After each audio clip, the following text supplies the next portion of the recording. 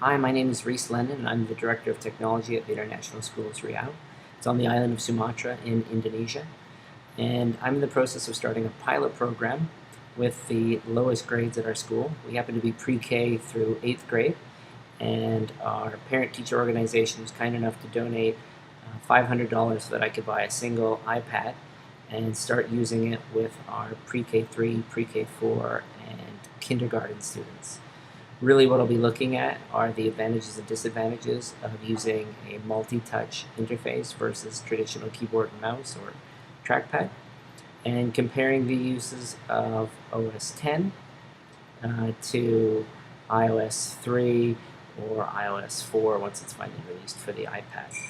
What I'm hoping to find out is literacy necessary to use a multi-touch interface, specifically with iOS 3 and 4, and is computer literacy a requirement? Does it matter if students have had previous exposure using more traditional computers like desktops and laptops, or using something like OS 10 or even Windows? And I hope to start this next week, really just collecting initially some quantitative data. Who can recognize the iPad or an iPod Touch or an iPhone for that matter? Who can name them by name? See what influence marketing has, and who's actually spent time using them.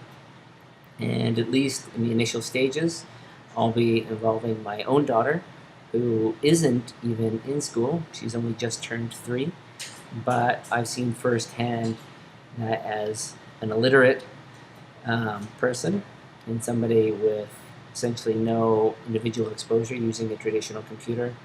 In other words, she's seen me use a computer and my wife use a computer, but she's not actually used our computers in any meaningful way. She, even at the age of 2.5, was very comfortable using an iPod Touch and using iOS 3, and she was able to immediately transfer her existing skills and use the iPad, even though some specifics were slightly different. It required just a minimal amount of instruction or modeling. At any rate, she'll be involved, and hopefully you'll see more of that in the coming weeks or even days.